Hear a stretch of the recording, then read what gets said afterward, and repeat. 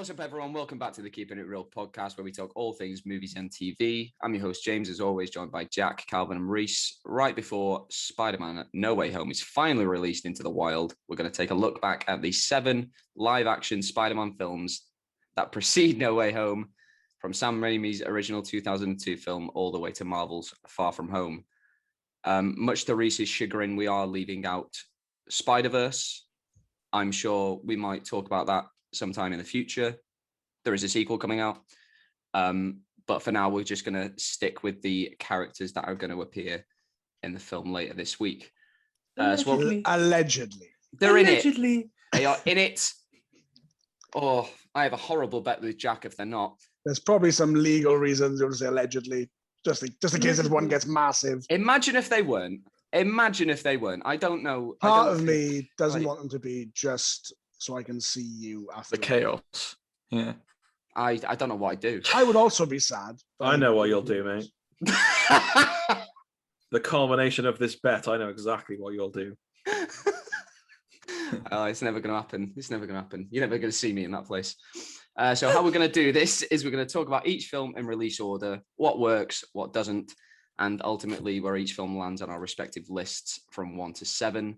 And then by the end, hopefully have a definitive Keeping It Real ranked list. So we're going to go in order of how my Zoom call is laid out. So we're going to go Jack, me, Calvin, Reese, so I can keep track of it. Finally, I'm always first. I like not being first. More time to think. I feel like I'm going first, but I'm definitely the least prepared. It's just the way the Zoom calls dealt it, man. I've never even seen a Spider-Man film. Not my problem. Well, you're lad, so you got time while we're talking to fit some in. Right, let's start off. Sam Raimi's original Spider-Man, 2002. Jack, what do you think about this film? I remember like being, I can't remember how old I was. What time did it come out? 2002. So 2002. I was 9. I was 9, and that's when they introduced the 12A rating, so I could go watch it. I remember losing my absolute fucking mind. I reckon I've seen that film probably like 30 times.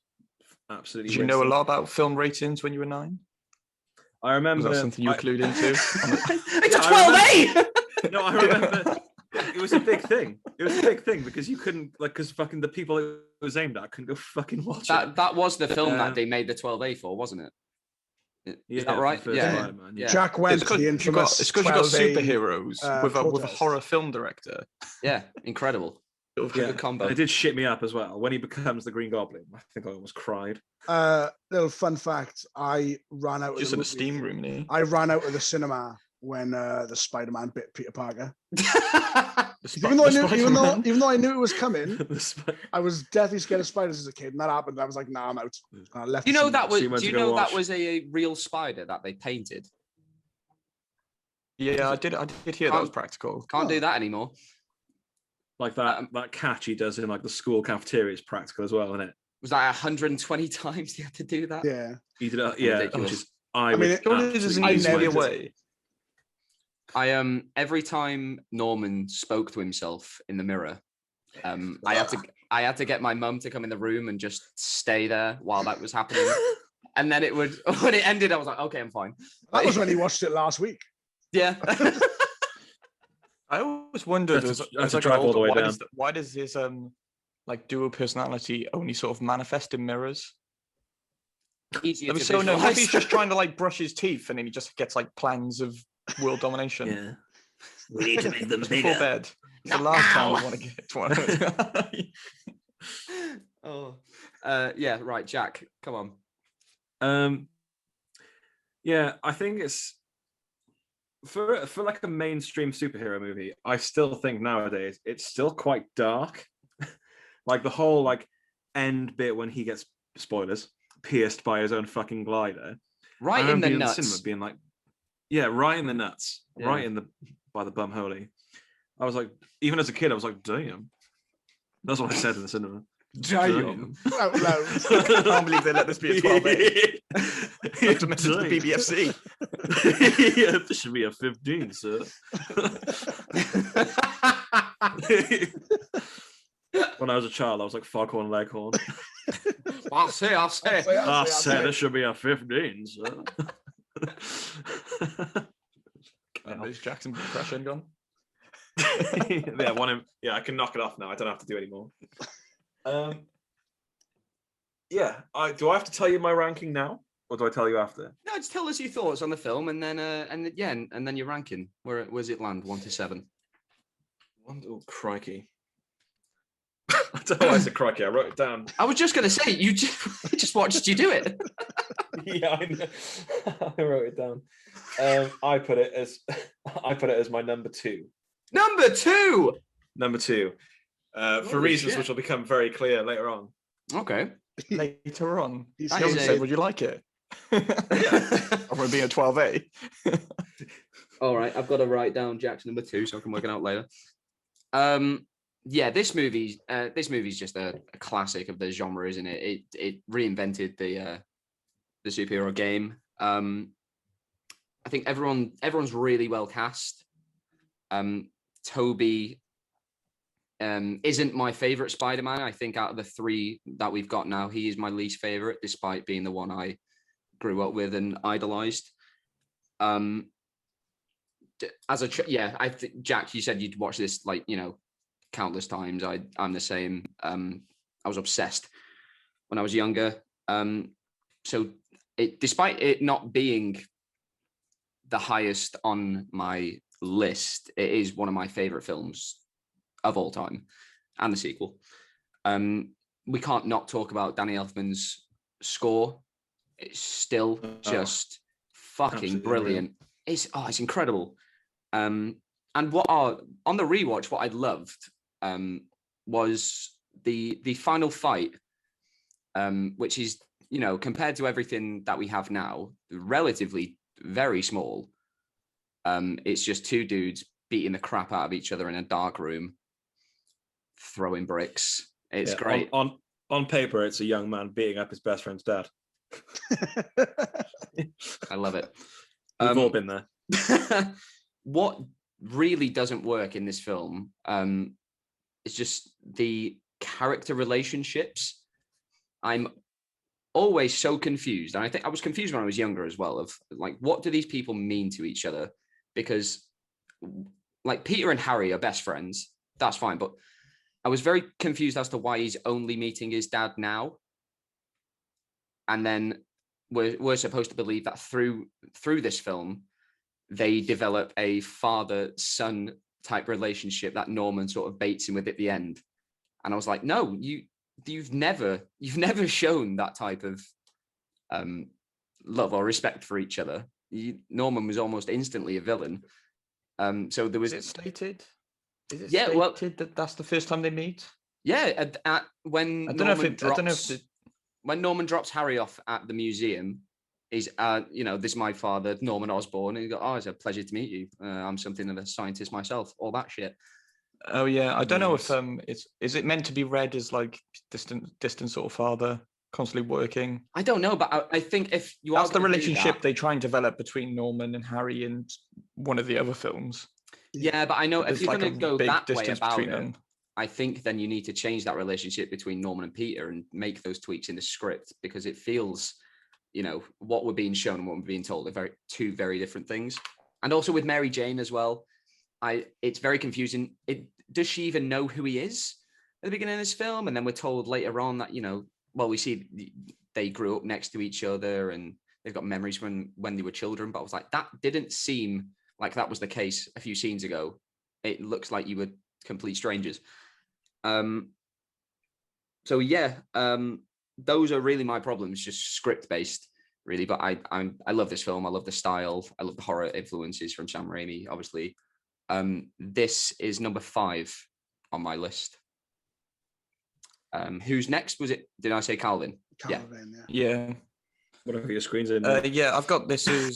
I've got Spider-Man 1 is number 3 on my list, and obviously definitely also sort of nostalgic towards Tobey as Spider-Man because I grew up with him. But I think the more you look, I think for me, grown up now, I think Tobey Maguire plays the most complicated sort of dark version of Spider-Man out of any of the live action ones, which I think is sort of attributed to Sam Raimi's style and sort of horror background, especially the ways he sort of handles like Uncle Ben's death or murder in this story. Like he immediately goes out for revenge.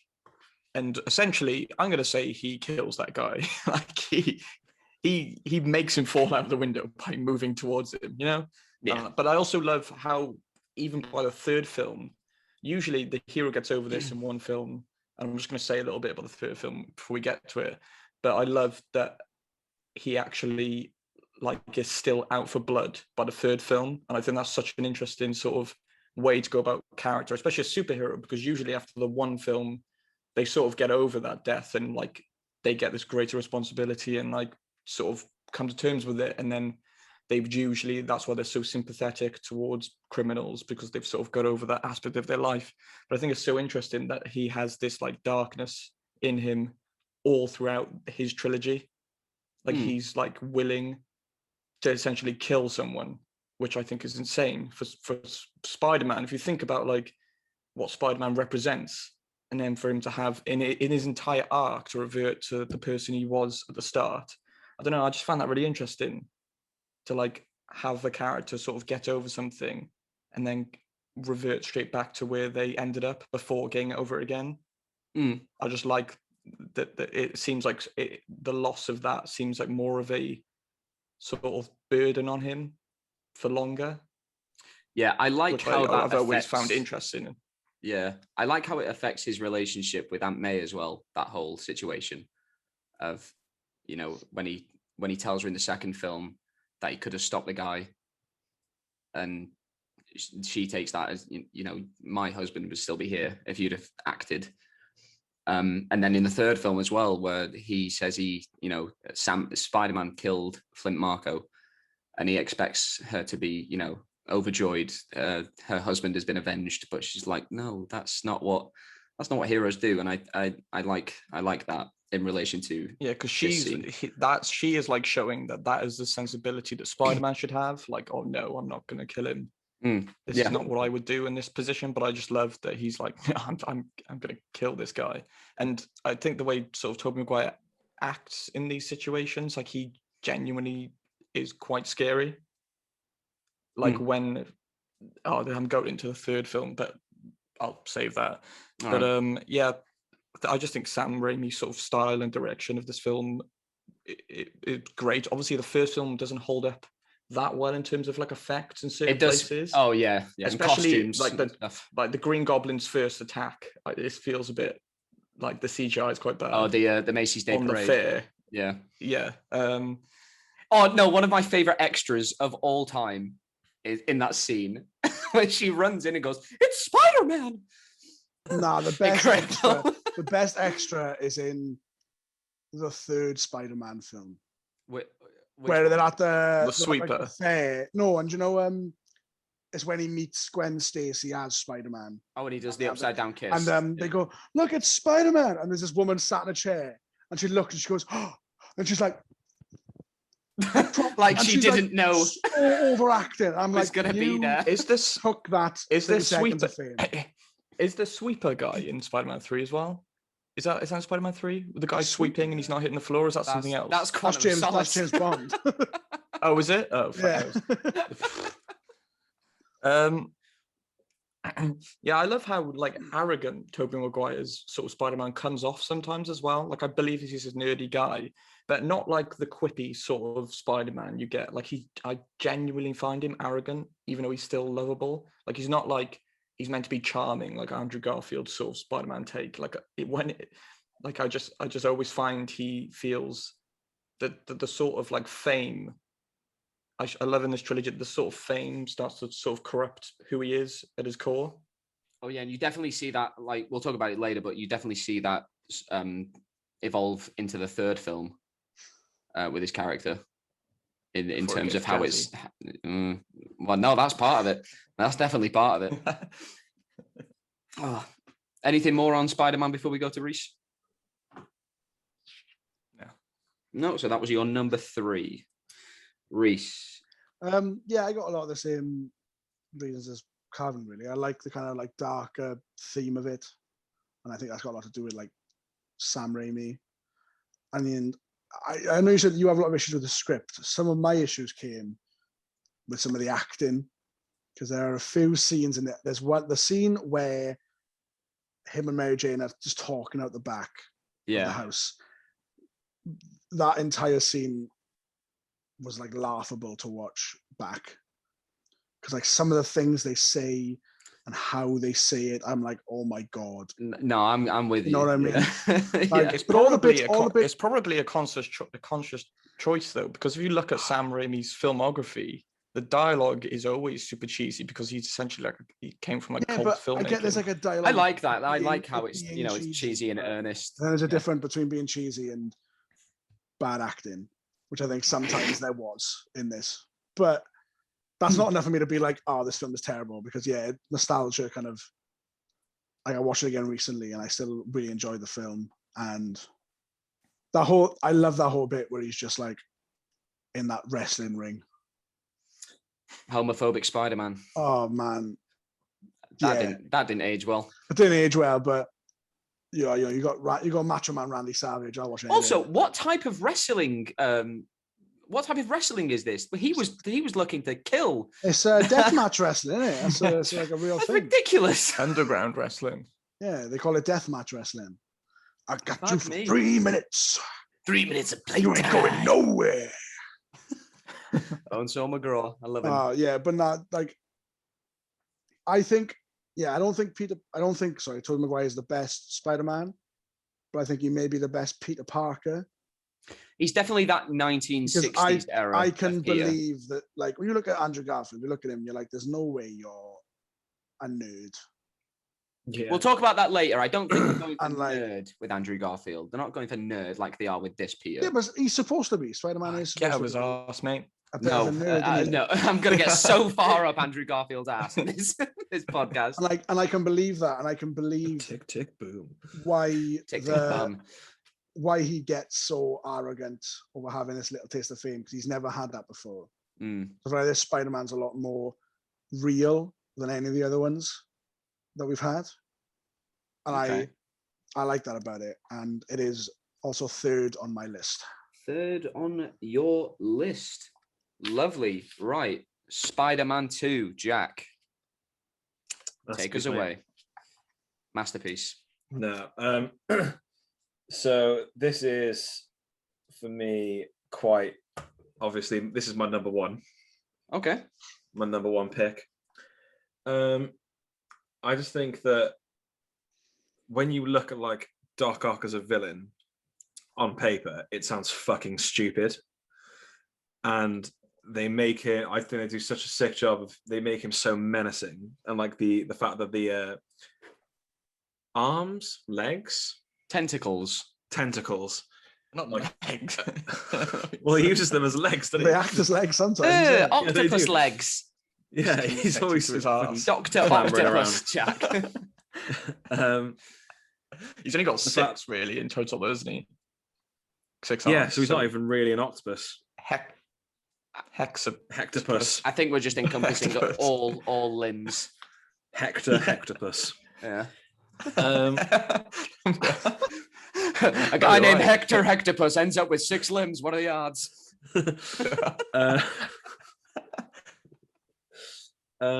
I think they do such a good job of like incorporating it in the story. Like what they're essentially like taking over him, aren't they? Because they have that inhibitor chip, which is fries. Yeah. So whenever the lights are red, the arms are in control.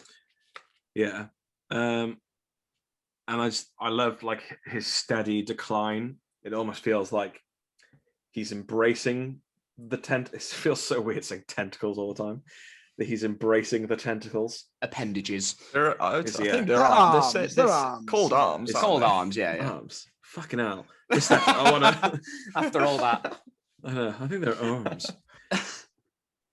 I also like in this one how I think Tom Maguire does a great job of like showing his struggle, like weighing up being Spider-Man to being a normal person. And I actually really, I think one of my favorite bits is in the film when he's like he stops being Spider-Man for a bit, And then is it the fire? Is it like a burning building which he just springs back in? Yeah. Yeah. And that's the thing is like the whole lesson is like, you know, if I was using my powers, I would have been able to save more people. Yeah. In that, if I could just get over whatever fucking shit I'm going through, I could have saved everyone in that building. I should have said this about the other one as well. My issue with these films now, I didn't care when I was younger. And I think in comparison to the Tom Holland ones, it very much feels like I'm watching a 30-year-old man. Yes. As opposed to like a fair, teenager. Yeah. Like, because Tom Holland is so, I'll speak about that more later, but like he's so young looking, and obviously I know he's playing a younger version, but now watching Toby and to some extent Andrew, I feel like I'm like, oh, you look too old to be doing this, even though I don't know how was old Andrew the was. oldest Spider-Man? I think he was. Yeah. Toby was younger when he was Spider-Man. Then I think Andrew was already like 30. I think Andrew might have been only 26. Really? Yeah. He's like, how old is he now? I love how he's pretending he doesn't know. Now I might have got it wrong. Let's have a look. I thought he was like 37. Is that right? He's 38 now. And when did that come out? That's 2012. Oh yes. Well, yeah. 27, 28. Well, the second one, he was 30. Yeah. Are you done, Jack? Spider-Man 2? Pretty much. Yeah, I just like as well. I think they do a good job of circling back at the end to show that he's like, when he essentially beats the arms / tentacles / appendages at the end, and he like snaps back into reality. But then that makes me like, then that gives me so many questions for this new one. I think he's going to get sucked out at a moment when Peter turned him back. When he's a bastard. Because he looks like he realizes in this trailer, like he's going to like catch on and be like, shit, what the fuck is all this about? Yeah, definitely. Where's my fucking wife? Hey, where's my wife? Oh, if I bounce into that, in Spider-Man 2, that's one of the best deaths ever. I love the way that scene is shot with the glass goes into her eye. Yeah.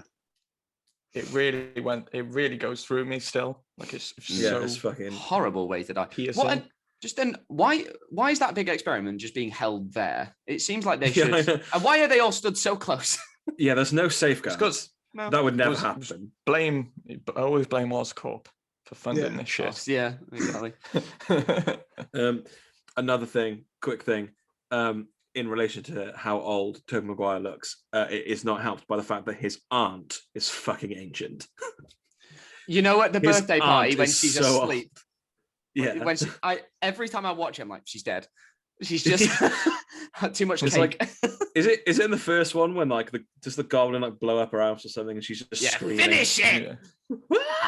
Deliver us! Oh yeah, she is old as fuck, man. Yeah, but like she's supposed to be though. Like no, because your aunt. She's like the sweetest woman ever though. Yeah, I know, but if you're 18, your aunt isn't fucking 90 years old. She's old in the comics though. She's like 60, isn't she? In the first. She looks older. But the actress, she looks way older. It looks like she didn't age throughout any of the movies. Just because we're so used to new Aunt May. If that's the case, then Marissa Tomei was only 6 years younger. Look at the stark difference. Jesus Christ. Yeah, just different person, Jack. Yeah, no, she's 90. Yeah, no Rosemary Harris slander. She's 90. She old as fuck. I think she's still kicking. Deliver us! Yeah. Well, she's the oldest. Then she's the oldest woman on earth. Cliff Robertson died, but she's going to be in the new Spider-Man film. She's going to turn up. She's going to be Spider-Man. Give him all a pep. She's going to twat Doc Ock with her purse again, or whatever it is. Throw Rosemary Harris. She's going to have like dementia. And all she says is "Deliver us." She's got that incredible upper body strength when she gets kidnapped by Doc Ock to hang on to that statue. When she smacks him with that purse. Incredible. For an old woman. Yeah, she's a badass. She's the most badass Aunt May. Not the hottest Aunt May, but maybe the most badass. And in No Way Home, she's still asking for money because she couldn't get that loan. Please. Don't leave me, Peter. Jeff Winger from Community. Don't leave me. Please, Jeff. Yeah, before he had hair plugs. Jeff? Who's Jeff? Jeff from Winger Community. from Community. Joel McHale is Okay. like the bank Right. teller, Is the isn't guy refusing? I thought you were like proclaiming Jeff Bezos. Please, Jeff. She's begging Jeff Bezos for 250 grand to he has keep her a house. he has a small cameo loan. in the new film. Just a small loan. We still get the toaster. Right, Jack. Maybe she shouldn't spend all that money on roids, because that's obviously what she's doing to hold herself up on that fucking building. Exactly. Aunt May, sort your priorities out. You're going to lose your house. Lose your Right. damn house for the games. There's a lot of similarities here between this film and the first one. Like, you know, Sam Raimi's just done the villain in a monologue, sort of, you know, being conflicted between these two different sides of himself again. It's not the last time we see it in any of these movies either. But I think it is, so it's Spider-Man again, but better. Sam Raimi took what he learned on that first film and he's come back and he's like, I'm going to make one of the greatest sequels ever made. I love this movie so much. This might be the film I've watched the most in my life. I was obsessed when I was a child. Doc Ock is a great villain. I think the best out of the, you know, all three Sam Raimi movies. I prefer Green Goblin as a character, but I think there's so much more depth brought to Doc Ock in this film.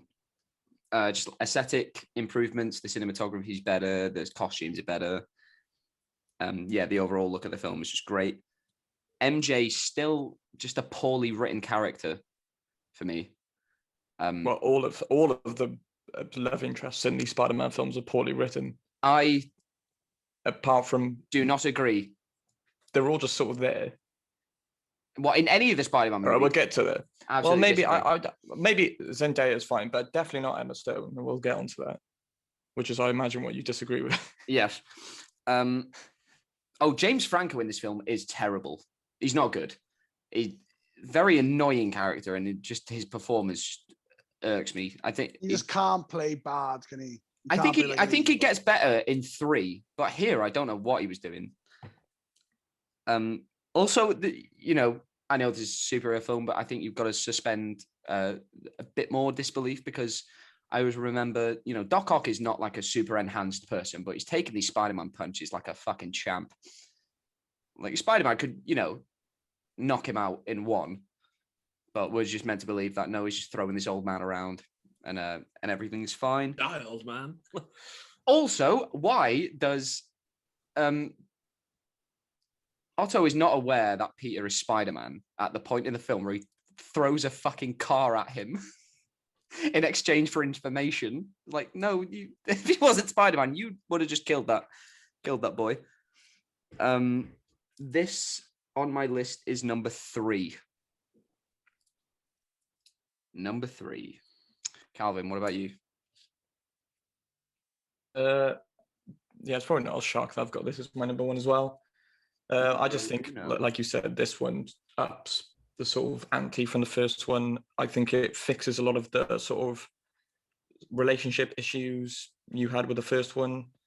And I think it's mostly about sort of like I don't mind the sort of like Peter conflicted with his relationship with MJ, but I always think this is more about like Peter's relationship with Doc Ock. I think partly because Alfred Molina actually plays Doc Ock, you believe he's human, which I don't think you really feel with Green Goblin. Yeah.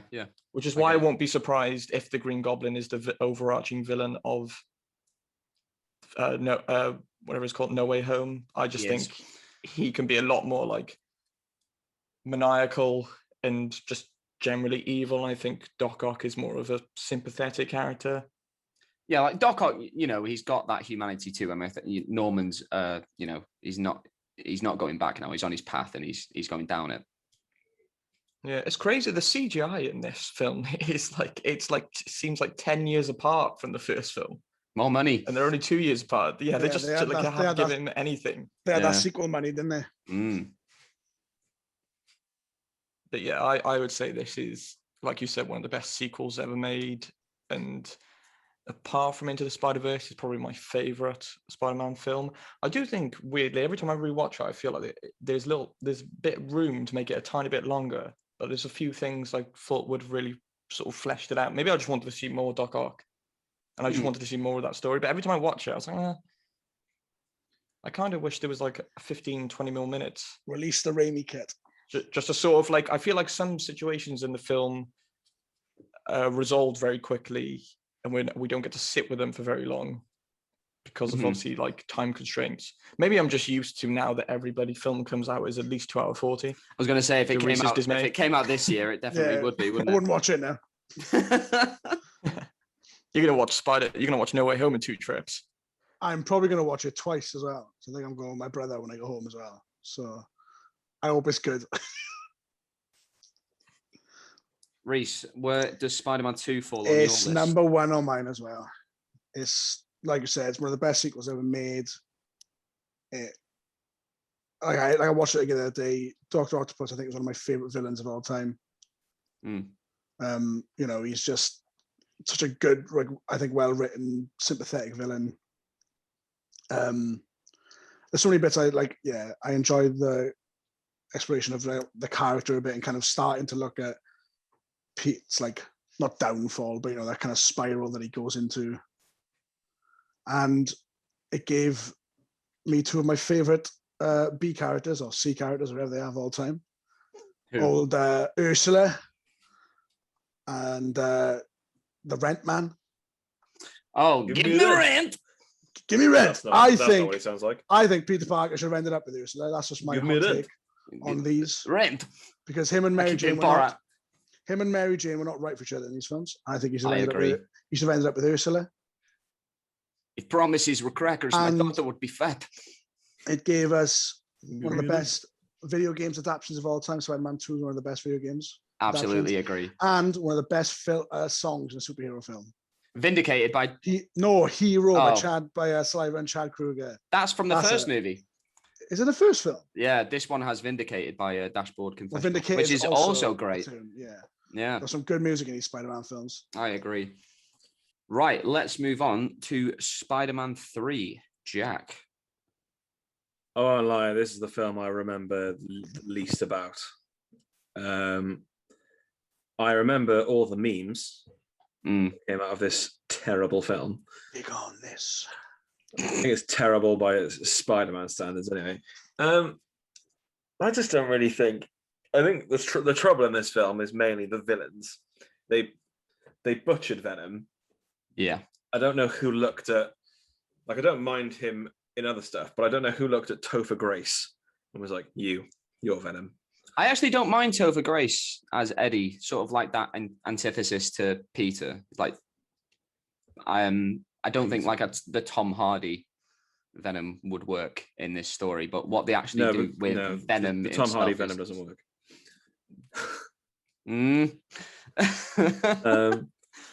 And I don't find the Sandman that compelling a villain.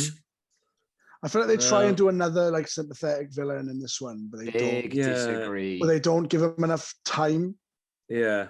For me to feel sorry for him. Like, I know you're supposed to. I know it's like not his fault and stuff, but like, I like what's the weird because in the opening Thomas Hayden Church. In the opening scenes of like Thomas Hayden Church's opening scenes in this film, I thought they did a great job at quickly establishing what sort of character he is. Yeah. Like him breaking into his as sort of youth. At the beginning, you think he's just a criminal breaking into someone's flat, but then it turns out it's actually his ex-wife's flat and he's actually there to see his sick daughter.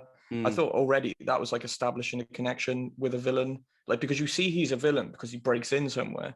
Like, he's obviously some sort of criminal. Like, why would someone do that? But then you see him as like a fatherly figure. But they do that in like 2 minutes, which is just a great way to just like quickly be like, this is who he is. Bookended by, I watched it the other night and I was baffled by how quickly they moved from villain to villain to villain. Because they set up Harry as New Goblin and then it's straight to Sandman. And then after the next scene is just Venom. When the black symbiote comes down, I was like, this is awful. Like, it's too much. I think like a weird little meteor just crashes for like absolutely no reason. Awful. I'm assuming that's what meteors do, but like I'm not assuming yeah, they but don't like have reasons. maybe have I Spider-Man. don't know enough about meteors to dispute it. But... maybe have Spider-Man go and investigate. That meteor that just crashed right next to them. What they should have done. What the fuck is he going to do about meteor? They should have just not had. He's a superhero. Go and look. Oh my god, there's this mystical alien goo coming out. Oh my god, there's a bloody meteor. I wish there were other superheroes. Yeah, but if we've learned anything about Spider-Man, it's that he exclusively fights older men. He's not going to go and fight an alien. Fight younger people, is he? He's supposed to be like 16. Yeah, he's not going to. Yeah, but he fights it's almost impossible. He fights like old men. Like he's not going to go fight aliens, is he? That's out of his league.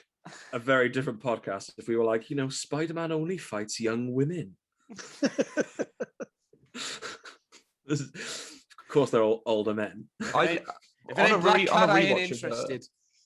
rewatch of Spider-Man 3, I actually think there's a semblance of what could have been another good film there, and I think all the studio interference, because you can tell the studio interference, you can tell the Venom stuff is just sort of tacked on in a weird way, like it is sort of edited in really strangely, and it just sort of comes in the last like 10-15 minutes just to sort of add that extra bit of time, because it was the third film and it needs to all culminate and it needs to be longer and bigger. That last fight I still think terrible. The first third of the film, I didn't mind the Green Goblin Jr. stuff. You can just have that on the side because that sort of works with Piers and Harry's relationship, I guess. You've got to finish that arc, haven't you? Yeah, all the stuff with the Sandman, I actually really like. I think Thomas Hayden Church is great. He barely talks in the film, but most of his acting is done with his eyes, which I think is like Thomas Hayden Church is a good actor. Anyway, he's not in enough. George of the Jungle. Great in that as well. Great. But I don't know. I just think like when I rewatched it recently, I was like, God, like I'm actually like into this for the first third, and then it got to the certain bits, and I was like, oh, okay. It gets to goth Peter Parker, and then you just switch off. Which attributed to sort of like symbiote stuff for some reason. The turning point is when he looks in the mirror and puts his hair down into it. But establishing that early Sandman scene with his daughter, and then him getting stuck in the spinny sand thing, and then he can't pick up the picture of his daughter. Incredible. I thought was great. Like that is really good sort of like villain character writing, because for me personally, I love villains when they're not just evil, when you can sort of their own character, you can sort of get behind them. Yeah. And most of his like motivations are honest. Like he's just robbing banks. Just leave him alone, Spider-Man. He's not hurting anyone. He's just drowning people in sand, but they'll be all right. When he goes away, he's going to take the sand with him. Yeah, so just, he's realistically, he's just drowning people in him. Give a guy a break. They're drowning. He's just angry because his aunt couldn't get that bloody loan. Why don't you steal some money, Spider-Man? Then your aunt could have saved their house. Yeah. You're not going to save that house. She's going to live there for another 100 fucking years. She doesn't save a house. She moves into an apartment, doesn't she? Yeah, because she's a stupid old bitch. Stupid old Aunt May. Jesus Christ. I didn't mean that. Yeah, so it's now. If I had said that, you'd have been all over me. Jack said it. It's really funny. It's Jack's first offense. I actually come from the side of defending like the first sort of hour of Spider-Man 3. I just think there must have been some real studio interference for it to go so off the rails, and it feels that way. Yeah. It feels like it's just chucked in sort of half-heartedly because he wasn't really into it. Yeah, and I definitely think Sandman wasn't a big enough villain, apparently. Well, yeah, he went massive at the end. That's big enough for you. Not big enough. Yeah, Sandman, the studio are probably like bigger, more sand. Because we should have done this on a beach. Sand. Sand isn't wet. Sandman is the one thing about this film that I think works just through and through. That his origin scene, despite why wouldn't they have a camera or something in there, in case someone did fall in and they wouldn't just mistake him for a bird. That was really stupid. But his actual origin scene where he's trying to like sand will ruin the camera. Exactly. Where he's trying to like form himself back is just beautiful. It's insane how good that scene is. What else? I like that, the end of this film isn't sort of like as the last two ended in a sort of like celebration of Spider-Man and, swinging through the city. And it's like, it's a very somber ending to this trilogy, which I actually think works. My biggest flaw with this film is not the amount of villains, surprisingly. It's the character of Peter. He's so unlikable in this film, even before he gets the black suit. Before he was full Bully Maguire. Oh my, it's awful. And I'm like, yeah, MJ, go and kiss Harry. Like, because your boyfriend's an asshole. Yeah, you go, girl. You go get some. I don't know if that's a complaint on me, though. I find that interesting. Like I mentioned earlier, I love that he becomes full circle and he gets so arrogant. And he's like, when he's like over the crowd and he's like, they love me. I'm like, you're such a prick, man. But like, I don't know. I think sometimes like good characters aren't just like I think, especially in mainstream stuff, it's more about like, are they good? It's more about, do I like them? Like I said, that makes them good. But I enjoy when heroes are sort of stripped down from their pedestals and you sort of get that sort of like, Jesus, like he's not being a great person here. And only through there's the opportunity. There's the opportunity to do I don't that know. when he gets the suit. I don't like it when it's too clean and just like. So I feel like we need someone who sort of loses the. Yeah, but like I said earlier, we need to want him to come back from that darkness. But I didn't. He does come back care. at the end. Yeah, but we should want him to. And he was so unlikable before he got the suit that I just didn't care. I think it's very realistic that would happen because he is a guy who's never been popular. He's never had many friends. Now suddenly, everyone thinks he's great. It's very real that he would turn into this like a bit of a dickhead because he's not used to all the attention.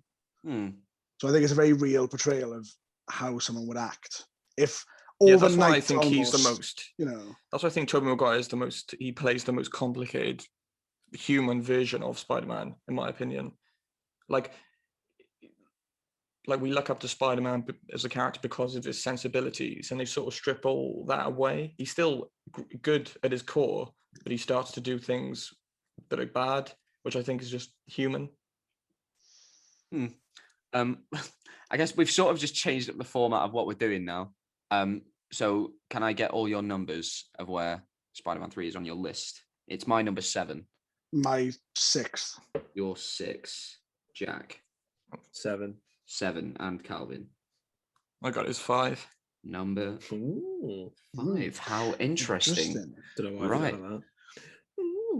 Right. I tried to watch these, whatever we're moving on to next, and I wanted a bit of discourse. I was like, you know what? I'm going to go into these with a level head. I'm going to try and pick out things that I like. So minimal, the things that I like. if I try and go into something liking it and then come out hating it even more, I'm like, well, they've done an awful job here. Yeah, I know. Nothing against Andrew Garfield, James, just to clarify. Just so before you cry. Explode. Hey, it's not just Andrew Garfield I love about these movies. It is bad filmmaking. But if you like them, I disagree. So right, then you kick us off on The Amazing Spider-Man. The Amazing Spider-Man. Might as well lump these two together. Go on, let's do it. In 2000. Let's wrap this up quick. No, because I've actually got so much to say about these. Yeah, me too. Directed by Mark Webb. How do you not hire a guy called Mark Webb? Well, they shouldn't have. Fantastic. Fuck. What I like about these films is how radically different they are from the trilogy we just had. I like the tone. Good to bad. Different doesn't mean good. Let me finish. It's like J.J. Abrams. They got hired J.J. Abrams to consult. So there's not enough lens flare. It is the same cinematographer as Star Trek on number 2. So there we fucking go. There we go. I'm blind by the time I watch these. Andrew Garfield, I think, is fantastic. He is my favorite Spider-Man. He's my favorite Peter Parker. I think when I think of Spider-Man, that is who I think of now. I like how he's not a nerd. I think he's an outcast by choice. And I thought that was a different way to look at Peter. And I really enjoy that. He's a dickhead then. That's what I'm trying to say. So he's a douchebag. Yeah. I think Tobey Maguire is much more of a dickhead than Andrew Garfield. Spider-Man You're a is. dickhead. I empathize. What makes this film work for me is the relationships. I think they're much more well established and well rounded than they were in the last trilogy. Andrew Garfield and Emma Stone, they're, obviously they were going out at the time, but their chemistry is just insane. I think what about Diego? Oh, Dennis Leary. Fantastic. I've only ever seen him in Ice Age. Diego. And I think the relationship that Peter has with his aunt and uncle is much better here. And I know people laugh at the way they sort of, re-quote "with great power comes great responsibility." But I think the way it actually comes across makes more sense with what they're actually saying. If he came out and just said "with great power comes great responsibility," it'd be like, that seems a bit dramatic. And I love the score. James Horner's score is great. Always sucker for a Spider-Man score. Mark Webb's indie romance roots are so they're really on display here.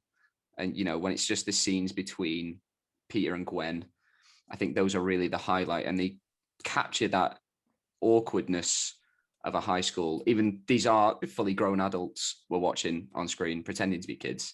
I think they do a really good job of capturing that teen romance. The Lizard is not the best villain. I think he's fine. I think he's, his motivations are there. I think there's enough development. Hey? Yeah. He wants his Just arm a nice back. bit of Welsh representation. Crucifans. Yeah, and they do him dirty. Typical. By the end of the film, it is less clear. It's he turns a few people into lizards, and then So he goes from, I have to interrupt you. He goes from I want my arm back to accidentally turning himself into a lizard to that was great. I'm gonna make everyone lizards. That's not a motivation. Maybe it really was good. And then obviously this film was marketed as, the Amazing Spider-Man, the Untold story. And that sort of gets stripped out of the film. There are, sort of hints to it at the beginning of his parents. Working at Oscorp and stuff. Yeah, and it just gets dropped. And, there are scenes in the trailer and stuff that don't appear in the film where it seems they dive deeper into that. But I think this really works. I love this movie. I've watched it 3 times this week. That's pathetic. You need to grow the fuck up, mate. I think the thing with this these two films, I can't get past how distracting it is when they look. Granted, the second one, the suit looks a lot better. The best suit. They're still so, like, everything about these films is so digital, which sort of plays into when the film was released. It was a bit, everything was switching to sort of more digital cameras and so on. But all the lens flare and I just think they look so ugly. And that's now become like the aesthetic of them. That I think that's what people trying to sort of defend them with. This is the look of them. When I just feel they look like it just seems horrible to look at. Everything seems so digitized and sort of glossed over. Not in like the MCU films can be attributed to that, but they don't have the sort of like. Everything doesn't look like the colors don't look like pop too much, and everything doesn't look like. I think what you're saying definitely goes to the second film. Yeah, in the second one, it looks like the people, the sort of human sort of background characters, extras, look like they're against a really digital sort of CGI background. Especially in the slow motion scenes. I'm like, oh, this looks bad. Yeah. Like it just looks bad. I will say, after rewatching these two, the thing that I did like is I do think Andrew Garfield is a great Spider-Man. I don't like him as Peter Parker. I don't think it works. Having him quippy as both. I like it when Spider-Man's sort of nervous as Peter Parker and sort of quippy as Spider-Man. I think that's what I've always enjoyed. But the problem is, because these two films are so bad, sorry, I'm just going to lump them both together because they just have to, because they both suffer the same problems. I think he's a great Spider-Man, but I think use an example. The opening scene to the second one, where he fights Paul Giamatti in his truck, or whatever Paul Giamatti's doing in this film, I have no idea. But when he comes in, swings in, he lands on a truck, and he starts quipping. And most of the audience who criticise Sam Raimi's films for not being quippy enough because it's not Spider-Man were probably like cheering that it's more comic book accurate to what Spider-Man would do. But he's sitting on the side of a truck, and then the truck then rams through about 100 cars and also causes a police pileup. And I was like, this is so badly edited that it makes Spider-Man look so reckless that he's sitting upside down on a truck, quipping to this man about how he's going to like not get away with what he's doing. And he's literally running people down. There's probably people dying all over the place. And I just think that opening scene is so clunky. And just like, I could see what they were doing. They're pretty much what they focused on. They've been like, right, we've got to make these so different to Sam Raimi's films, and we're going to appeal to the small demographic of fans who didn't like Tobey Maguire's portrayal because he wasn't quippy and jokey as Spider-Man. But they haven't actually thought about how the scene plays. Like, what if you actually strip it back? What it looks like is Spider-Man has no regard for any of the people in this city that he's sort of supposed to protect. I saved one person in that scene. All the other off-screen deaths. Someone's dying in that pileup. Have you seen how many? All those other on-screen deaths aren't played by Jamie Foxx. All right, Jack and Reese. But yeah, I do. But I do. I do like Andrew Garfield as Spider-Man, but not as Peter Parker. Okay. Where does it fall on your list, Calvin? Number one. Number one, 6. 6. All right, Jack and Reese, The Amazing Spider-Man 1. I've got it as 5, but I feel like now that I'm thinking about it, it should actually be below Spider-Man 3.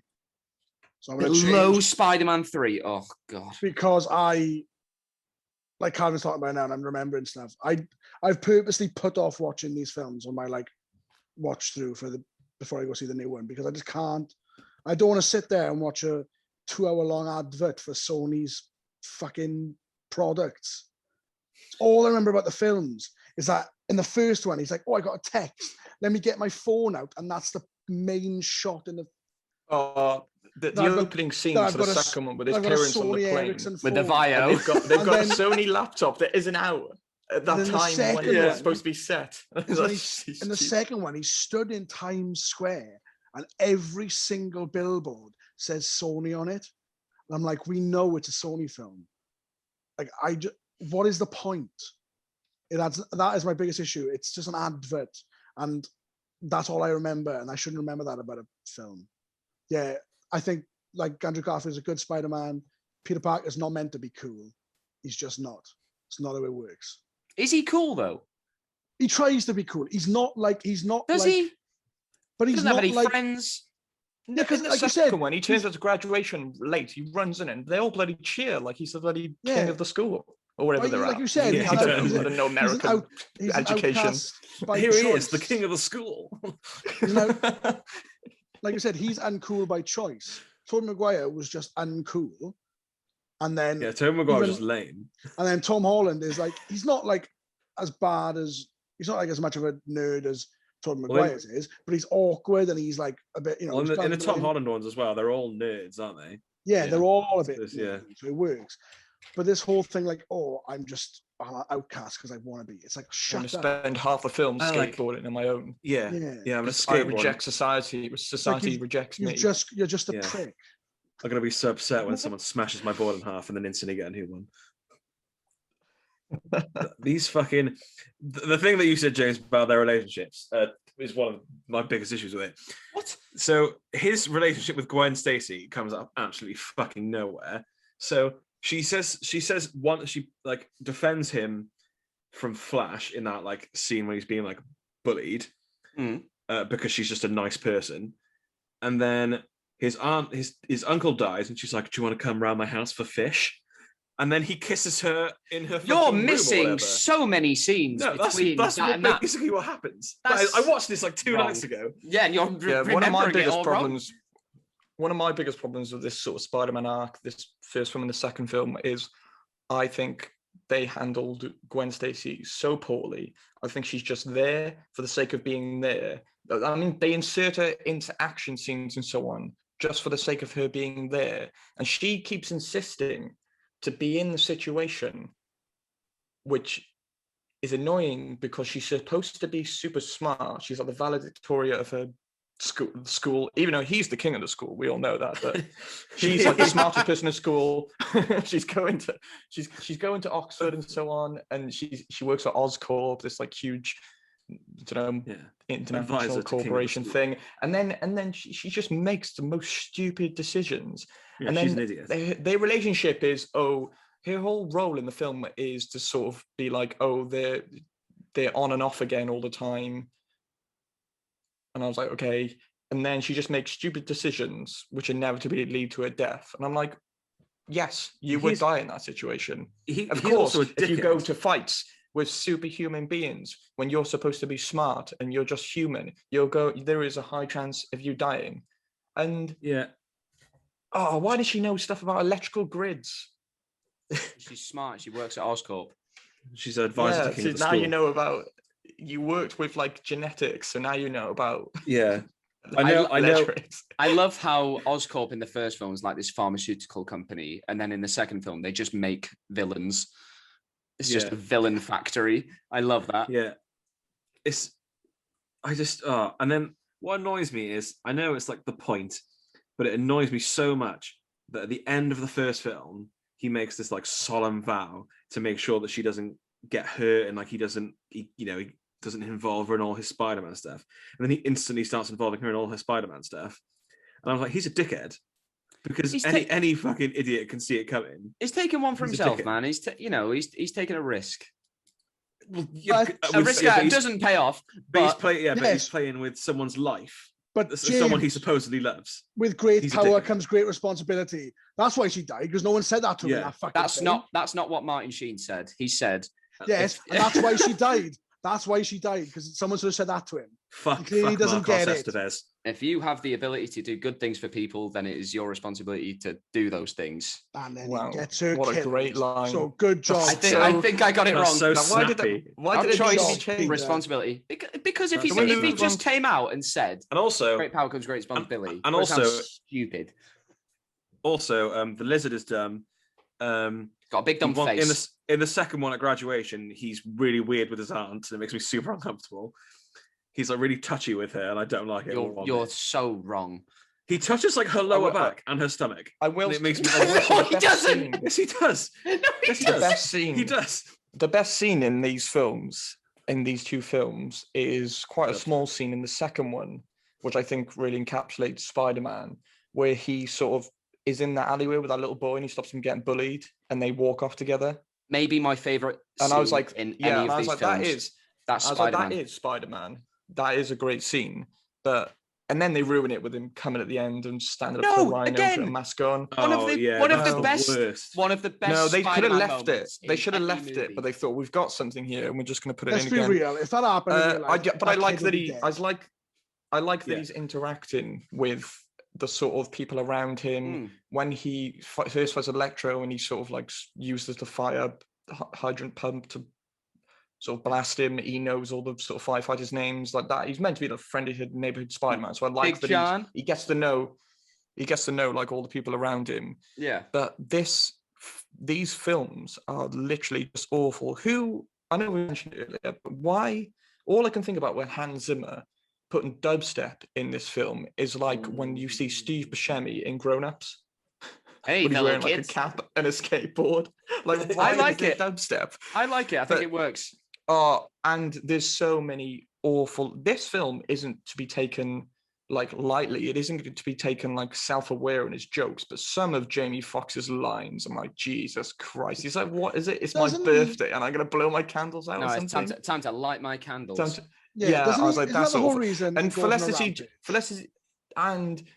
Felicity Jones says which made me laugh out loud, and it's something like, a paraphrase. It's something like, "Oh, there's some secret," to Harry Osborn. She's like, "Oh, there's some secret files somewhere in a file called off the books." No, and off the books file called Special Projects, and I was like, oh, that's way off the books, isn't it? You called it Special Projects. No one's ever going to look at that. That's not where you hide special that? projects. You call it something really boring, so no one goes looking. Oh yeah, and sort of Harry's sort of side plot literally makes no sense. So is his family sort of curse, like the disease? Is that like activated when you tell someone about it? Because his dad has lived till 63, and he tells Harry, you've got this, so this will happen to you, and he starts dying immediately. Literally there and then he starts being like, oh shit, I'm dying. Yeah, it's maybe stress. Just maybe stress. Jane Dehan's sort of portrayal as Harry is literally terrible. Like, he looks so weird, and he's literally like just some little like goth Harry Osborn, and it's like he just mumbles and sort of I don't know. It's just really bad. He whispers. I feel like the screenwriters and filmmakers here just sort of wanted to give the fan service to being different to the Sam Raimi films to the people who didn't like that sort of take on it, and they just sort of everything gets lost. I feel like the film is also trying to fan service the sort of like, it's a setup film for the Sinister Six, which never happens. 100%. Like, it's trying to get all these villains together whilst trying to make Peter's and Gwen Stacy's relationship interesting, but they had no actual plot to do anything. She was going to Jamie Foxx's Oxford. Jamie Foxx's performance seems like a performance you put in a film when you're trying to like poke fun at certain tropes or something, but I know this film is to be taken seriously, and I just think, like, hopefully they do him justice in No Way Home, because I think he got shafted here with the sort of dialogue he already looked like when he just walked around his apartment, like just talking to himself, and I was like, I think they like played he's meant that, to be like why are all loner characters immediately like psychopaths? I don't understand.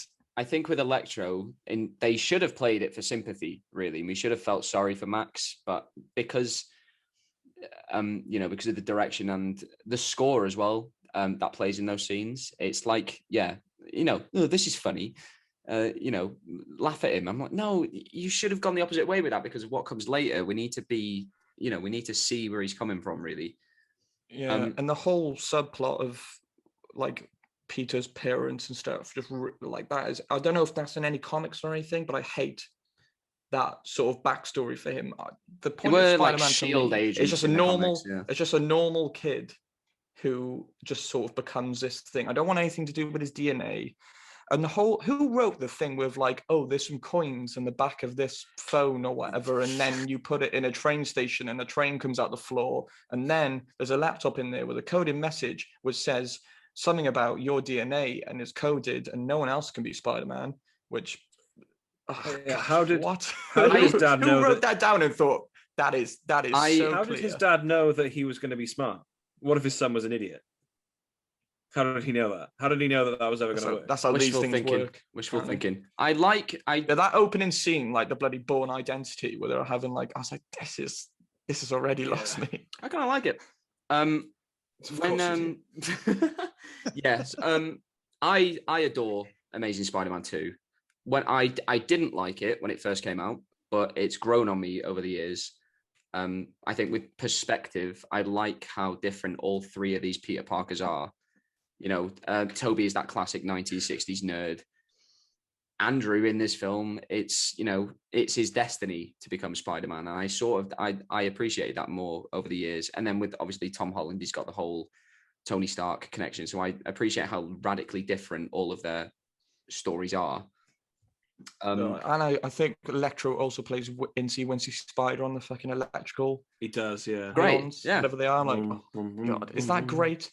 And it's not a film that's like, as you say, James, it knows what it is. I think they were going for something completely different. And this film's tone is all over the place. It goes from like weirdly funny to like really corny, and then it goes to like the sort of Osborn mansion where everything's really broody and dark and like really like serious. And I was like, what is going on? Yeah, you get a bit of everything. It's a tonal mess.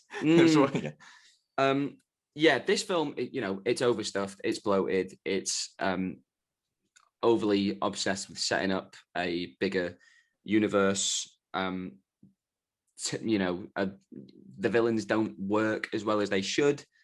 But for me, everything that really matters about Spider-Man is so good in this movie that I just forget about all those other issues. I think this is definitive, pure Spider-Man. I think it's the best looking. We get the best action.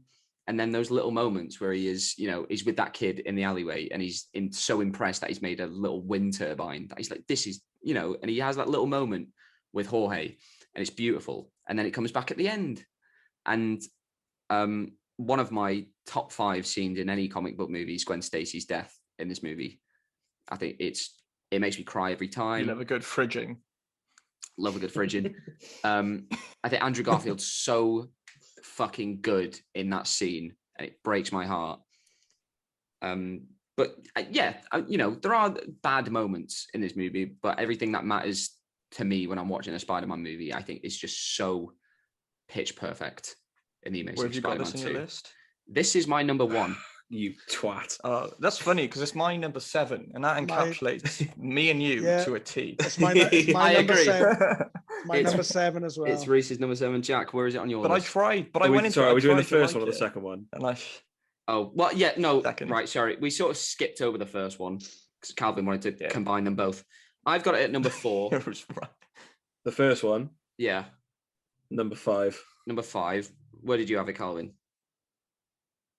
I had it 6. 6. And Reese, you had it at? 6. I moved it to 6. So does that mean Spider-Man 3 is now your 5? Yeah.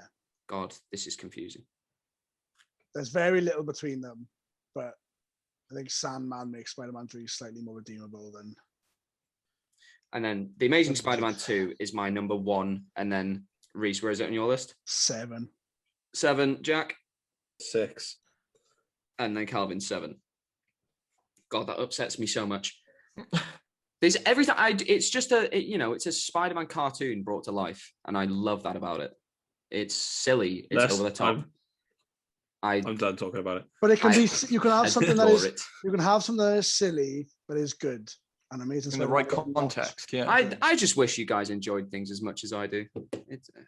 I tried to. I really enjoyed Into the Spider-Verse. Yeah, I tried to. But we're not fucking talking about it. Right. Cartoon brought to life. No, that is a cartoon. Different. Brought to life to the screen. No. Right. Let's move on. To me. Our first Spider-Man entry in the MCU, Spider-Man: Homecoming, released in 2017, directed by John Watts. Jack, start us off on Spider-Man: Homecoming. Far superior to the Amazing Spider-Man. Disagree. Both entries. I think he's a much better Spider-Man than Andrew Garfield is. Let's not compare. Let's not bash other Spider-Man. No, that's what we're doing. Nah. That's what we're doing right now. That's the whole point of this. Spider-Man. Fuck him. Fuck him. No, I don't mean that. I think he's a good actor, but no. I think Tom Holland has the right mix of like the heart that Spider-Man has, but also the right mix of, being a quippy little boy. I really love in this film, from the scene where he discovers that Michael Keaton is the Vulture is fucking pitch perfect. The instant panic and terror on his face when he realizes. Yeah, we could literally do him right there and then. Yeah, it's so funny. Yeah, he's so scared because he's just an adult. Yeah, I was waiting because I love in one of the Spider-Man trope of all these villains somehow have just this deep personal connection to Peter, and I was waiting all the way through. I was like, what's the Vulture's going to be? And then that scene happens, like all the air got like sucked out of the room. It was incredible, and they both play it so well, especially in the car later when Michael Keaton realizes he is speaking to Spider-Man. Such a good scene. An actual smart villain who figures it out without seeing them get their mask ripped off. And it's like, one of the best villains as well. One of the best villains in the Spider-Man movies, in the MCU. Just works. He's just so good, and he's like the Vulture on paper again is a ridiculous villain. Like when you see like a comic interpretation of it. I remember when they announced it, I was like, this is gonna look fucking stupid. Yeah, I saw someone on Twitter the other day. Such a good idea. Like kicking off saying like Marvel has like uninspired sort of character costume designs, and then they were like, he would prefer it if they had like comic book accurate. I hate those people for like the Sinister Six, and then someone's like, so what? Like the picture of Vulture, and it's like green and yellow, and it's like, I want that. You'd never be scared of him, would you? If that guy turned up, it's literally a man in a bird costume, and he's really old. He's been It's same with Rhino, innit? Rhino is just a guy in a rhino costume, like and Scorpion. And Scorpion, yeah. Although I wouldn't mind if they did the Scorpion one comic book accurate, because I think that looks that would be cool. Stupid. Like, I think it'd be great. Yeah. I like how they tie in. So to like kind of set Peter up for his own story. They almost like that. I like that the Vulture is tied into like he is a villain because of his vendetta towards Tony Stark. That Spider-Man just gets sucked into, but then it actually becomes about him and not like Tony Stark flying in and saving the day. Yeah, like I like that. Even though I think their relationship, even though I really like their relationship, I think these films do lean into it too much, a bit too much. But I think they did a good job at veering off at the end of that one to just have Tony Stark completely out of the equation, not related to it whatsoever. I like the first maybe like half hour of the film where he's like literally just doing friendly neighborhood shit. So good, yeah. When he's not even like in bigger New York. He's not even in Manhattan yet. He's just sticking in Queens. When he's just like, is this anyone's bike? Yeah, because he doesn't know what to do, and he's just he doesn't know what to do with himself. I love how he's pestering Happy to just be like, what do I do? Tell me, am I being a good Spider-Man? Please tell me. He's like that bit is like he's like a kid in a toy shop, like he's got like fucking unlimited money. He does not know. He's got such great powers. He has no idea what to do with them. What I love about the beginning of this movie, because it would be all of us, is when he's in school and he's just staring at the clock and he just can't wait to go out and be Spider-Man and just start helping people. And I love that. That little bit where is it in this one where he talks to the guy like the hot dog stand? Yeah, do a flip. Yeah. Do a flip. Yeah. Who comes back in Shang-Chi? Shang-Chi, yes. So funny. In an arguably funnier cameo.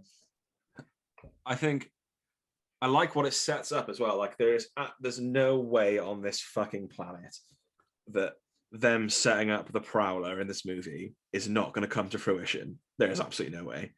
I don't know. I mean, down the line, way down. Down the line.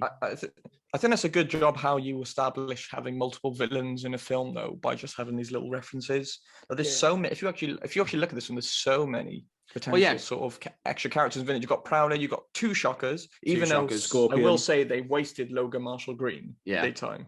Yeah, and the Tinkerer.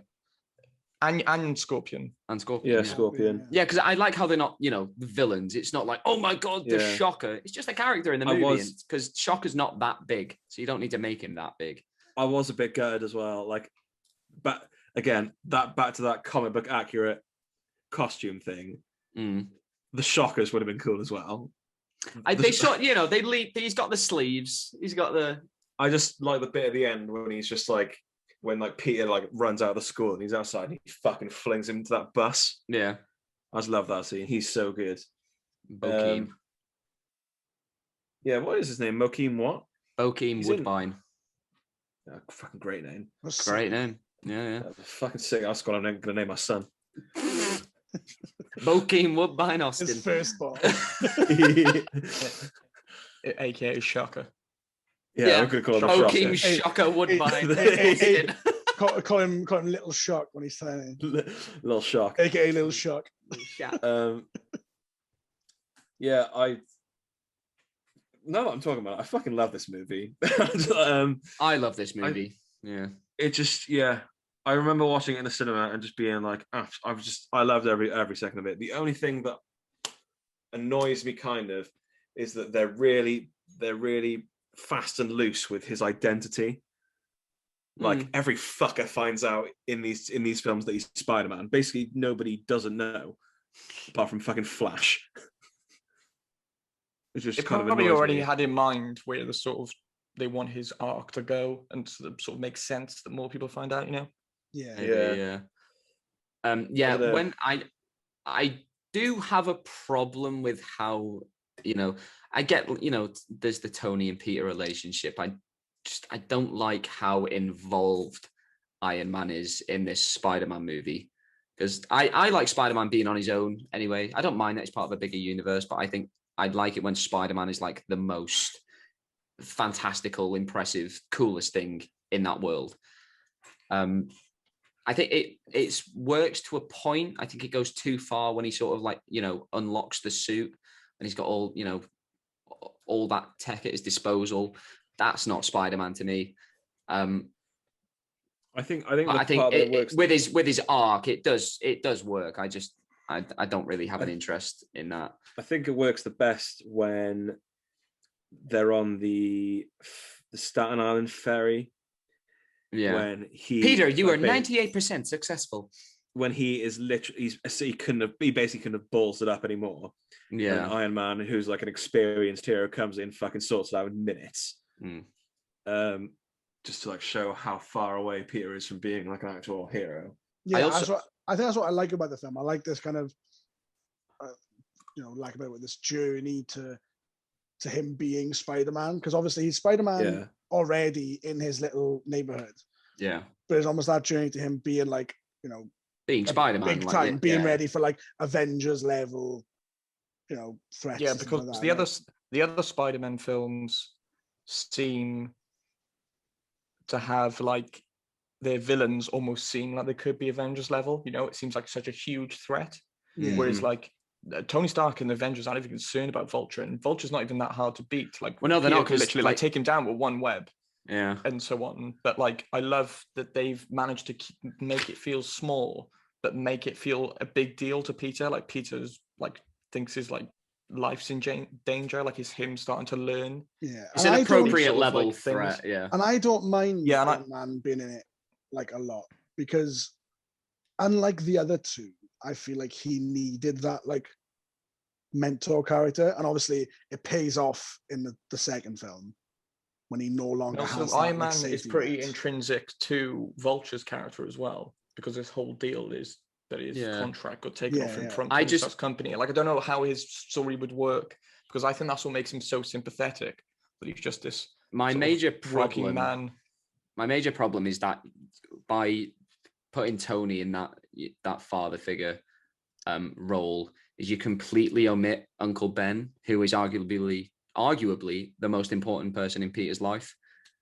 And I think taking out Uncle Ben, you don't even really get a mention to him. It's hinted at, but it doesn't even get a name drop or anything. I just think like I think you're missing so much. Kill two of his father figures. That's a big deal. Yeah, there should have been something about. Uncle Ben gives him all his sensibilities, and then Tony Stark sort of gets him off the ground. Yeah, and I think it's good for him. I do think in all the other Spider-Man stuff, it is a bit unbelievable how he like makes this suit in the Tobey Maguire ones, but then it's unbelievable how Andrew Garfield has no money, but he's able to make all this tech just from being smart, and that's just not conceivable. Like, people are really smart. If you don't have the sort of outlet for it, you can't make these amazing things. Like, also can't stick to walls.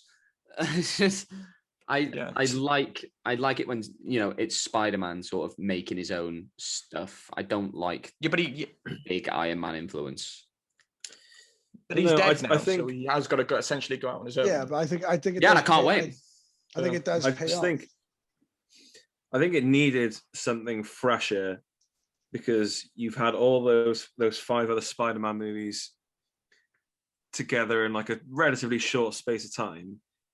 Like the Uncle Ben thing, like I know it is like important to his character, but I think it gives it's a nice new perspective, because it just gets a bit stale, like seeing it over and over again. I don't think I could have watched it.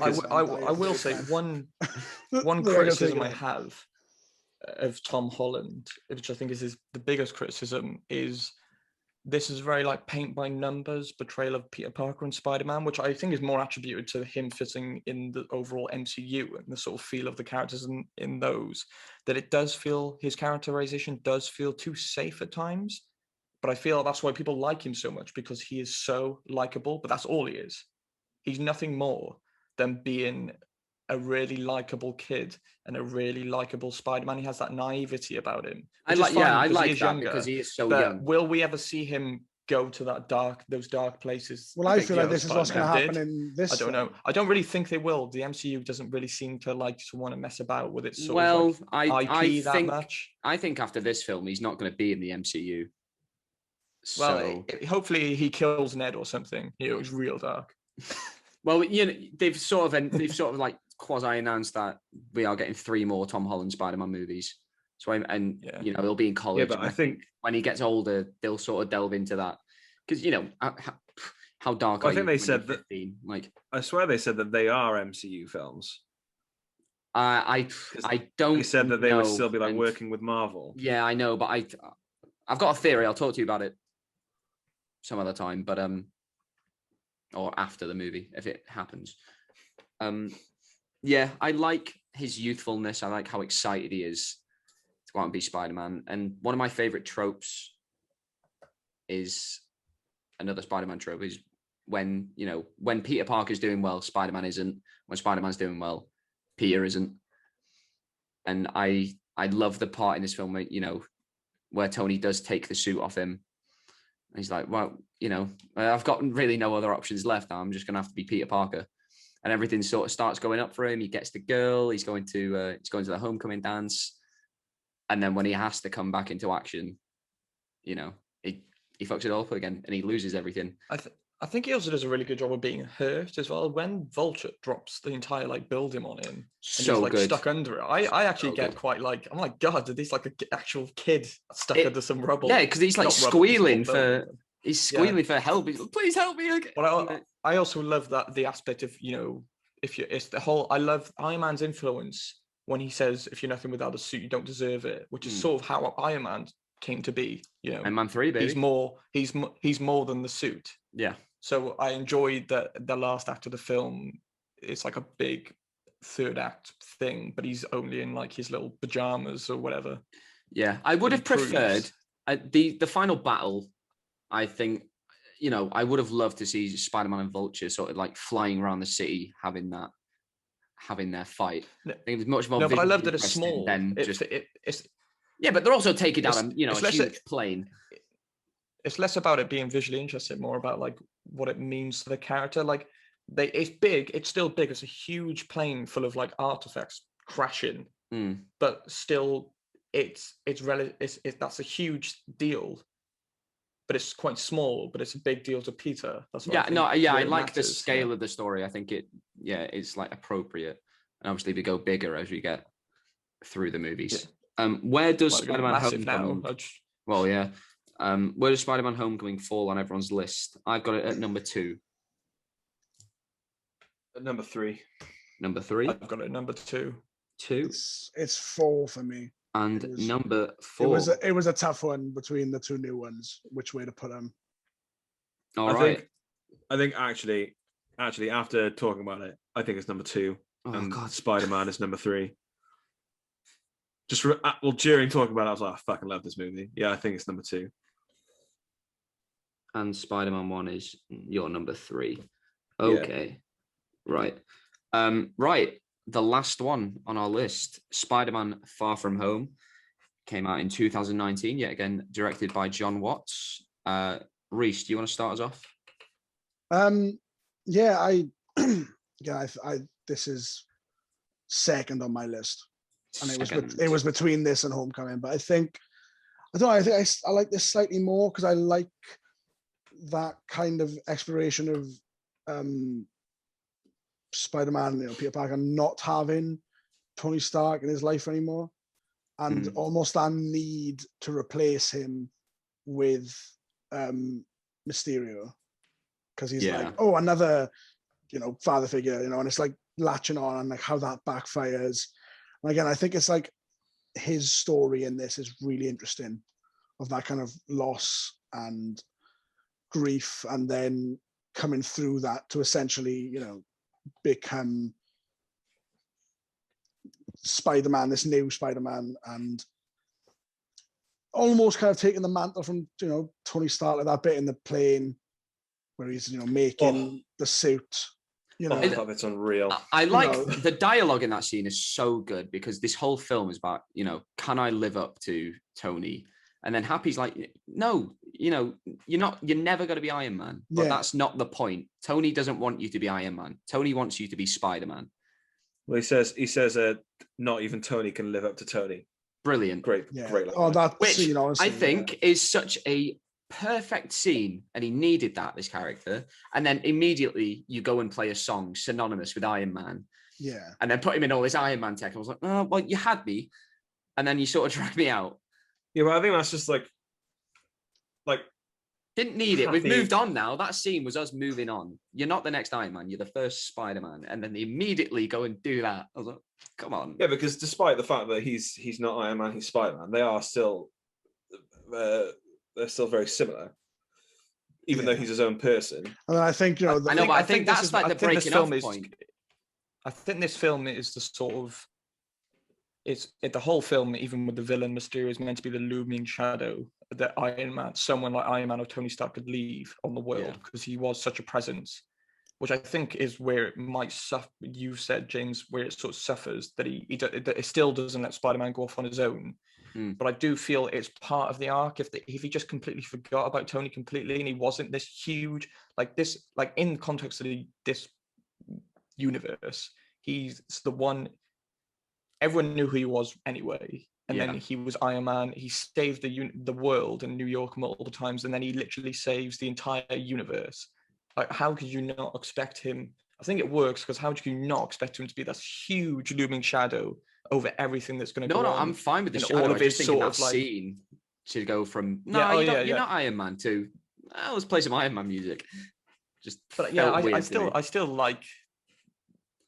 That I still think it's a good idea for him to have like Iron Man tech and stuff because I just don't buy like where you would get it from.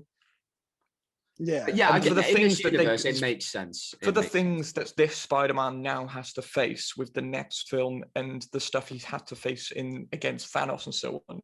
He can't be in just his normal Spider-Man he can't be in a suit, which I think they encapsulate when he's in Infinite War and he's saying he can't breathe. You need something a bit more if Spider-Man has become cosmic.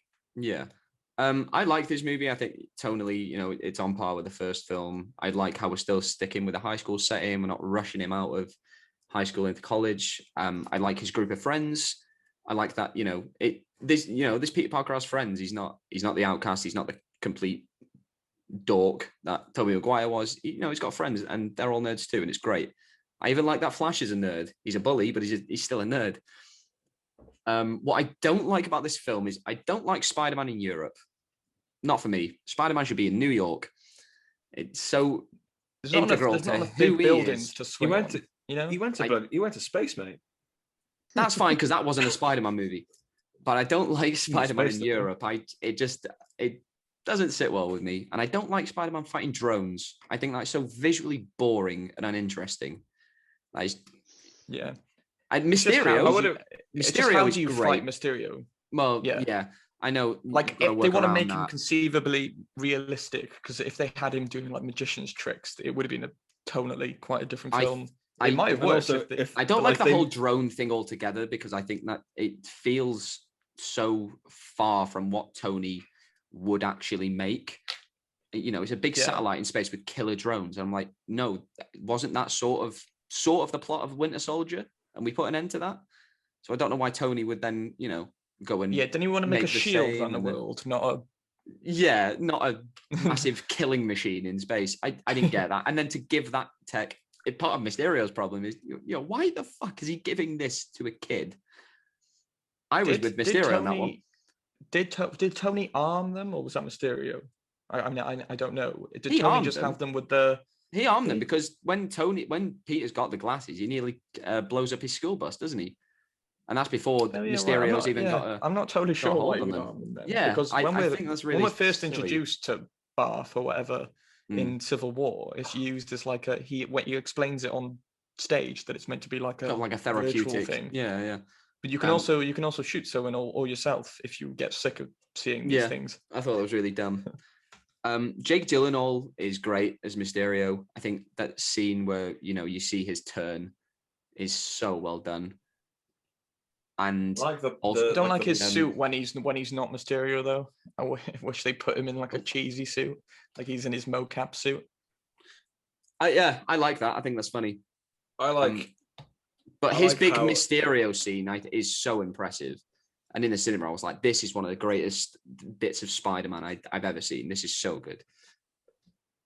I like the unveiling of like the team of theatrics behind. Yeah, I was gonna say now that bit in the bar where he gives him the glasses. Yeah, you gotta have a team. Yeah. You can't believe that he's gonna do all this. Yeah. And I like when you kind of go back then and you watch and you notice that they're like in the background of certain scenes. Tony Stark built this in a cave. A bunch of scraps. With a box of scraps. Tony. I think I love Zendaya and Tom together as well. I think they're not as good as Andrew and Emma, but they're great. They are. It makes more sense. I don't know. On these press tours, they are milking that relationship, aren't they? Oh, you've got to. Oh yeah, you've got to. They bloody love it. What was I going to say? I don't hate the drones because I think like if they went around the route of like him having actual like illusion magic, like so like in the same like air as like Doctor Strange or whatever, how the fuck is he going to beat that? Like I think drones is realistic that he could beat. How is he like imagine but now like, James has said it. fighting. I do hate that they have guns. Now James I just don't think it makes sense. The drones are fine, but why do they have guns? I don't think it makes sense. And just visually I'm like Spider-Man punching a little everything, white robot, boring. But then like the bath thing in Civil War, I think those things are just put onto the drones so that it can move in real time. But like in that thing in Civil War, there's no drones around him. It's just like a little emitter thing. No. So the bath tech wasn't on the drones before Mysterio got his hands on them. He added that went onto the drones he already had, and then obviously onto the drones later when he acquires Edith. The bath wasn't part of it before Mysterio was involved. Everything Tony Stark makes has weapons anyway. Like all his iron, like those, like what was it, like the Iron Legion or whatever he makes? They're all just Iron Man suits. They have weapons. Yeah, but for Tony, he can just summon from anywhere. But Tony at the end of his arc to be like, oh yeah, this big killer satellite in space that I never once used in Avengers Endgame, by the way, when we probably could have. They would have been a bit of help. Yeah, done with that. Yeah, it's stupid. It doesn't make sense to me. I hate it. I love because we're from the UK, and when we say bath, it sounds like someone's taking a bath. Barf. Because we don't say bath. Yeah. Because we're not idiots. Sorry to our 9 United States listeners. Oh, we've just lost them all now. Probably. We just lost them all. Yeah, 8 now. Swoop. Also, this film kind of makes Nick Fury look a bit inept, doesn't it? Well, it's not Nick Fury, is it? Yeah, he's in space. Yeah, fair play. Jack. Yeah, he's a Remember that really important. But also, like, there are like, that's weird. Did you completely forget about that? I did forget that, but also like the bit when when Jake Gyllenhaal's about to like kill him. Yeah. And then like on the comms to Maria Hill, he's like, "You got me," and then she blows it up. That was fucking Nick Fury, man. That was baller. You don't just learn.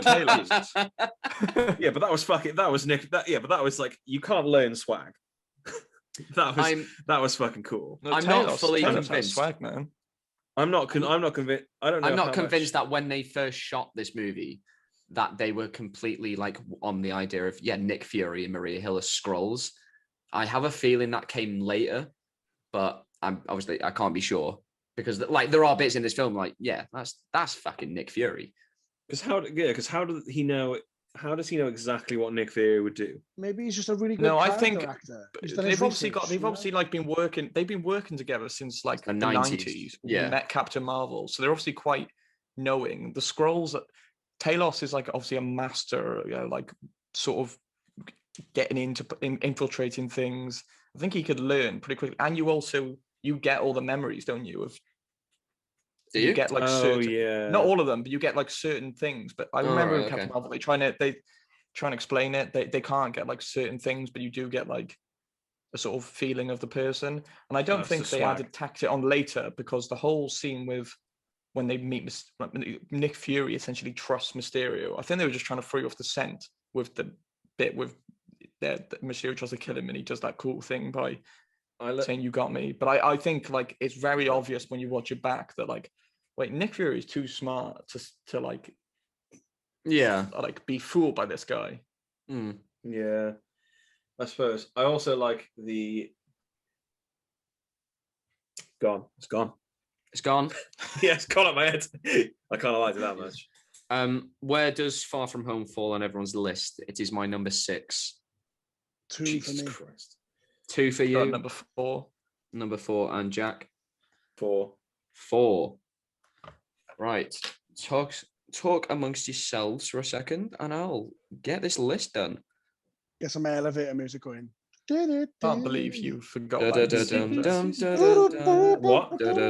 Can't believe you forgot that detail.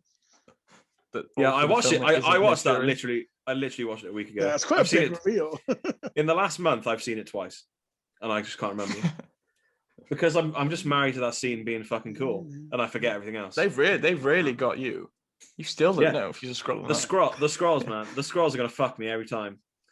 That's why I'm not I don't know if I'm gonna like him, because everything can just be like everything could just be a scroll, and it annoys me. Guys, I've got our list. So coming in at number 7, Spider-Man 3. At number 6, The Amazing Spider-Man. Good. At number 5, The Amazing Spider-Man 2. At number 4, Spider-Man. At number 3, Spider-Man Far From Home. At number 2, Spider-Man Homecoming. And at number 1, Spider-Man 2. Just really a fair list. Not as controversial as I thought it was going to go. Well, I'm pretty pissed off that my favourite's quite low down, but well, you know, better taste in film. I said my piece, and that's okay with me. You're going to change your lights now. Yeah, fuck these James Spider-Man lights. James is going to do the most editing for this pod he's ever done, and somehow it's going to come out. Amazing Spider-Man 2's on top. Yeah. Yeah. He's be working. You've somehow cut certain words out. I'm going to be working long hours way into the night to. He just starts get my goal. Yeah, this doesn't come out for 6 months because he starts recording us and editing out our words in real life. Just has a fucking clip art of all the words. Why are you following me around with that recorder? No reason. Yeah. Why are you recording this intimate conversation? I'm in tears. Stop asking me about Spider-Man. Absolutely blubbing like Jack say Venom. Why do you keep asking me to say different numbers? I don't get it, but it's fine. 7 Venom. Yeah, I mean that looks like a pretty okay list to me. Where do we think? Just from our initial number one, No Way Home is going to be number 1. You reckon it's going to be the number 1 film? I've never been. I don't like to. I don't like to do that. I can't decide beforehand. Yeah. I've never been more excited for a film in my life. No, I genuinely think this is No Way Home is going to be one of the best, if not the best, film ever. You know me, Jack. I'll come out of that film and say it's my favorite film of all time. Right. That is it for our Spider-Man ranked and reviewed. If you're watching on YouTube, let us know what your rankings are down below in the comments. If you're listening audio only, then make sure to tell us your lists on Twitter at Keeping It Real UK. From there, you can find links to all of our pages. Make sure you've subscribed. The next time we see you, hopefully, will be a review of Spider-Man No Way Home. But until then, have a great week and keep it real.